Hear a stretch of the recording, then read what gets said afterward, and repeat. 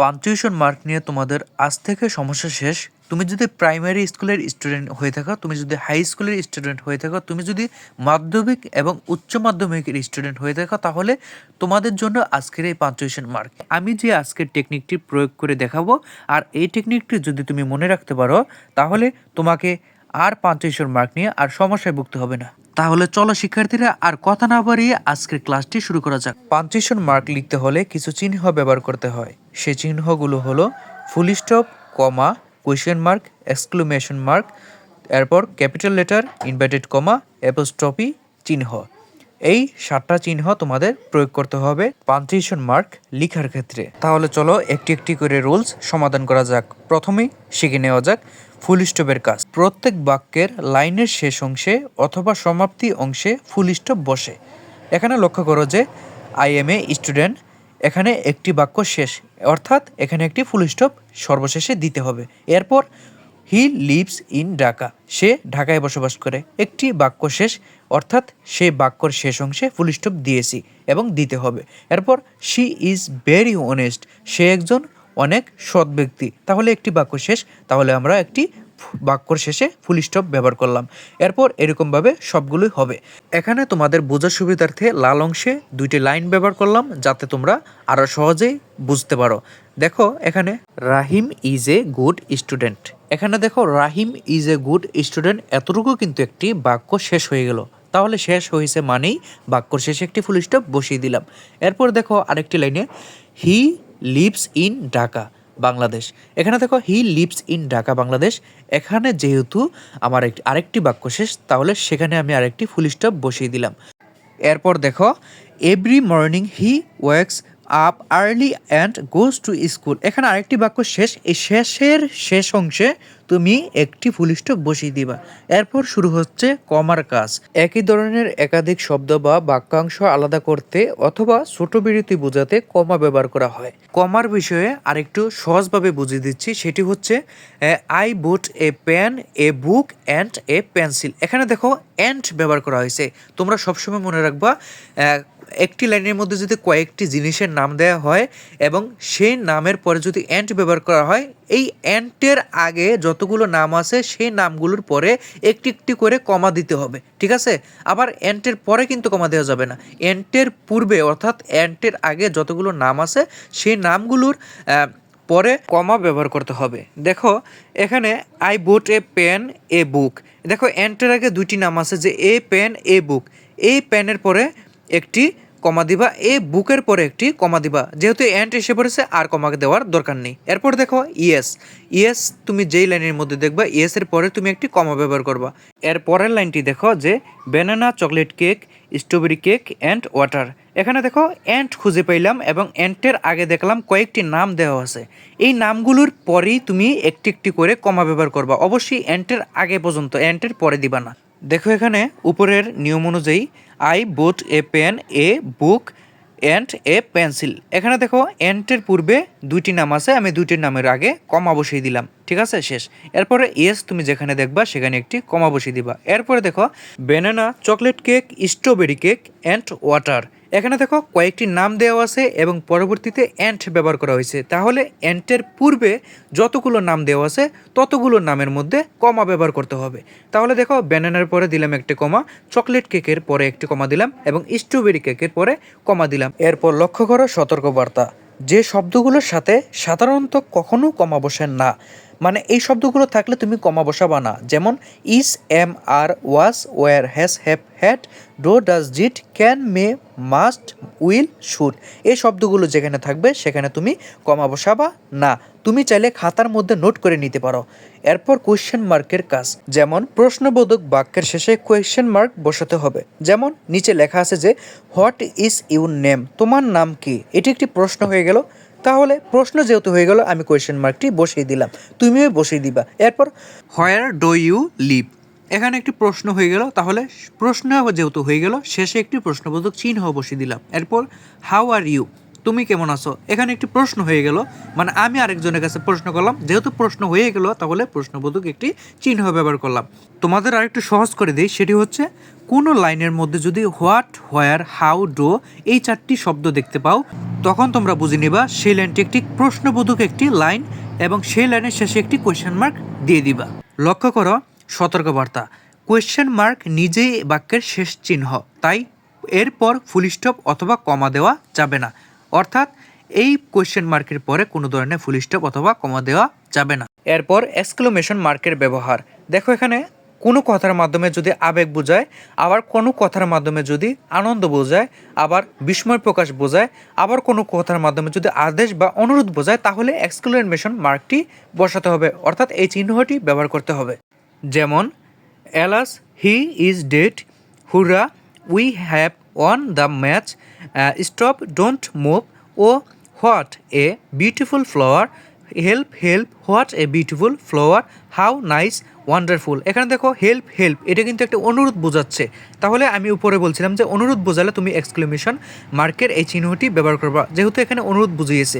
আবার লক্ষ্য করো যে এখানে ধরো স্টপ ডোন্ট মুভ, এখানে বলা হয়েছে স্টপ ডোন্ট মুভ, তুমি কোনো ধরনের মুভ করতে পারবে না। এখানে কি বললো, একটা আদেশ বললো, তাহলে আমি উপরে রুলসে বলছিলাম যে আদেশ বুঝালে, দেখো এখানে আদেশ বলা হয়েছে, সেহেতু এখানে একটি এক্সক্লেমেশন চিহ্ন ব্যবহার হবে। এভাবে ঠিক যে আবেগ, আদেশ, অনুরাগ, মানে এরকম বুঝালেই তুমি এক্সক্লেমেশন এই চিহ্নটি ব্যবহার করে দিবা। এখন আরেকটি সহজ করে যদি বলি, যেই লাইনের মধ্যে তুমি যদি এলাস, হুররা, স্টপ ও হেল্প হেল্প এই কয়েকটি চিহ্ন দেখতে পাবা, তুমি সেই চিহ্নর পাশেই তুমি এক্সক্লেমেশন এই চিহ্নটি ব্যবহার করে ফেলবা। এটি তুমি নোট করে ফেলো খাতার মধ্যে, তাহলে আরও সহজ হবে পড়তে। এরপর ক্যাপিটাল লেটার এর ব্যবহার।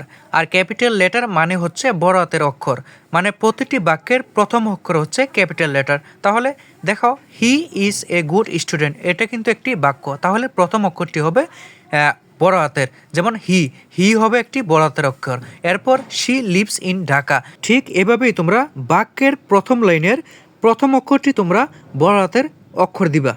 এরপর সব নির্দিষ্ট নাম ক্যাপিটাল হবে, অর্থাৎ বড় হাতের অক্ষর হবে। যেমন মানুষের নাম রাহিম, কারিম, সালমা, এখানে প্রত্যেকটি নামের প্রথম অক্ষর বড় হাতের হবে। এরপর জায়গার নাম, প্রত্যেক জায়গার নামেরও ক্ষেত্রে বড় হাতের অক্ষর হবে। যেমন বাংলাদেশ, ঢাকা, এশিয়া, এখানে কিন্তু ইউরোপ, কানাডাও থাকতে পারে, মানে অস্ট্রেলিয়াও থাকতে পারে, যেই নামেই থাকুক না কেন প্রত্যেক নামের প্রথম অক্ষর তোমরা অবশ্যই বড় হাতের অক্ষর ব্যবহার করবা।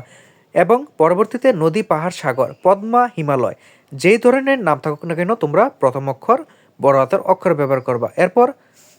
এরপর আই, আমি সবসময় ক্যাপিটাল লেটার হবে, এবং বাক্যের মাঝখানে হলেও ক্যাপিটাল লেটার হবে, অথবা যেই স্থানে আই এরকম পাওয়া যাবে সেখানেই বড় হাতের অক্ষর হয়ে বড় হাতের আই হবে। একটু এক্সাম্পল দিয়ে তোমাদের দেখাই। দেখো, আই এম এ স্টুডেন্ট, দেখো প্রথম অক্ষর আই আছে, মানে এটা বড় হাতের অক্ষর হয়ে যাবে আই। এবং পরবর্তী লাইনটি লক্ষ্য করো যে এখানে বলা হয়েছে হোয়েন আই, দেখো এখানে কিন্তু মাঝখানে এই লাইনটি পেয়েছি, অর্থাৎ বলছিলাম যে আই ছোট হাতের অক্ষরটা তুমি যেখানেই পাবা সেটা বড় হাতের আইয়ে রূপান্তরিত হবে।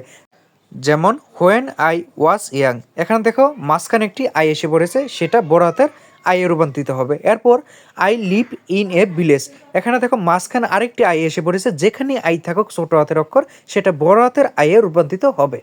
যেমন দেখো নিচের উত্তরটি এমন হবে যে আই বড় হাতের হয়েছে আই এম এ স্টুডেন্ট, এরপর নিচে উত্তরটি হয়েছে হোয়েন বড় হাতের আই হয়েছে, তারপর ওয়াজ ইয়াং হয়েছে, তারপরে বড় হাতের আই ব্যবহার হয়েছে, তারপরে লিভ ইন এ ভিলেজ।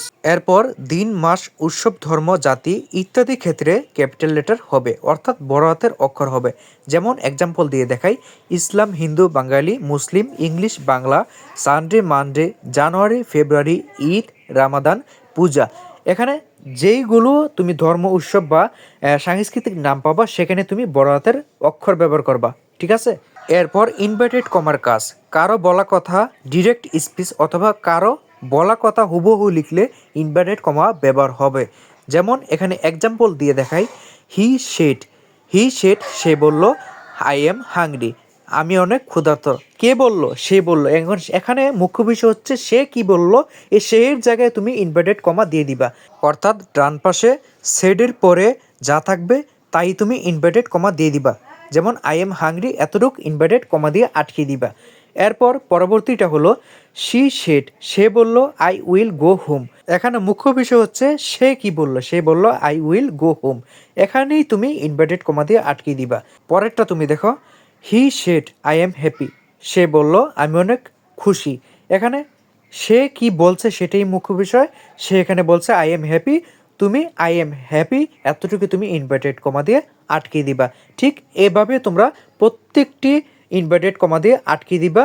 অর্থাৎ আরেকটু সহজ ভাষায় যদি বলি, শি শেড, হি শেড, এই শেডের পরে যা থাকবে তুমি ততটুকুই ইনভার্টেড কমা দিয়ে আটকে দিবা। এবং আরেকটি জিনিস তোমাদের গুরুত্বপূর্ণ বিষয় হচ্ছে রিপোর্টিং ভার্ব এর পরে কমা বসবে। যেমন শেড, টোল্ড, আস্কড, রিপ্লিট, এরকম কয়েকটি শব্দ তোমরা যখনই পাবা তার পাশেই তোমরা কমা দিয়ে দিবা। যেমন এখানে হি শেড বলা হয়েছে, এই শেড যেহেতু পেয়ে গেলাম আমরা, তাহলে এখানে একটি কমা। তারপর দেখো মাদার শেড, এখানে আবার আমরা শেড পেয়ে গেলাম, সেহেতু এখানে শেডের স্থানে আমরা একটি কমা বসিয়ে দিলাম। এরকমভাবে সবটি জায়গায় তোমরা কমা বসিয়ে দিবা যেখানে তোমরা এই কয়েকটি শব্দ পাবা। এরপর অ্যাপোস্ট্রফি চিহ্নের ব্যবহার। অ্যাপোস্ট্রফি হলো একটি ছোট চিহ্ন, এর কাজ মূলত মালিকানা বোঝানো এবং শব্দ ছোট করা। এখন তোমাদের রুলস না বুঝিয়ে তোমাদের সরাসরি একটু বুঝিয়ে দিই, তাহলে তোমরা আরও ভালোভাবে বুঝতে পারবা। নিচে দেখো বিভিন্ন নাম দেওয়া আছে, যেমন রাহিমাস, boys, girls, teacher, friends, cow, মানে এ ক্যাট। অর্থাৎ এখানে যতগুলো নাম আছে, নামের সাথে যে এস যুক্ত আছে, এসের যে মাঝখানে মানে এসের আগ অংশে তুমি অ্যাপোস্ট্রফিক এই চিহ্নটি ব্যবহার করে দিবা, তাহলেই তোমাদের ঝামেলা শেষ। তাহলে আর রুলস পড়ার দরকার নেই। এরপর সর্বশেষে আরেকটি ছোট করে নিয়ম, এটিরও রুলস পড়ার দরকার নেই, আমরা সরাসরি দেখে নিই। এখানে একটি লাইনের মধ্যে যদি তোমরা দুইটি নাম পাও, তাহলে শেষের নামটির এসের জায়গায় তোমরা মাঝখানে অ্যাপোস্ট্রফিক এই চিহ্নটি বসিয়ে দিবা শেষ। যেমন এখানে একটি লাইনের মধ্যে দুইটি নাম দেওয়া আছে, যেমন রাহিম অ্যান্ড কারিম। এখানে দ্বিতীয় নামটি হচ্ছে কারিম, এই কারিমের জায়গায় এসের জায়গায় তুমি মাঝখানে অ্যাপোস্ট্রফিক চিহ্নটি ব্যবহার করে দিবা। এরপর দেখো দুইটি শব্দ ছোট করে একটাই আনলে অ্যাপোস্ট্রফিক বসে। আচ্ছা যাই থাক, এখানে যে আমি ডো নট দিয়েছি, তারপর does not, did not, can not, I am, he is, she is, মানে এরকম কয়েকটি দিয়েছি। এরকমের ডান পাশে যে আমি সংক্ষিপ্ত রূপ দিয়েছি এতটুকু তুমি খাতায় নোট করে রাখো। যেখানেই ডো নট দেখবা সেখানেই ডোন্ট লিখে দিবা। এরপর যেখানে ডাজ নট পাবা সেখানে ডাজেন্ট লিখে দিবা। এরপর এরকমভাবে সবগুলোই তোমরা দিয়ে দিবা। তাহলে এই ছিল শিক্ষার্থীরা পাঞ্চুয়েশন মার্কের সব থেকে সহজ রুল, এবং পরবর্তীতে পাঞ্চুয়েশন মার্কের মতো ইংরেজির বিভিন্ন টপিকের সাজেশন এবং সহজ সমাধান নিয়ে আসবো। সেগুলো পাওয়ার জন্য অবশ্যই চ্যানেলটিকে একটি লাইক করে সাবস্ক্রাইব করে রাখো, তাহলে পরবর্তী সাজেশনগুলো তুমি সর্বপ্রথম পেয়ে যাবা। অনেক অনেক ধন্যবাদ তোমাদেরকে।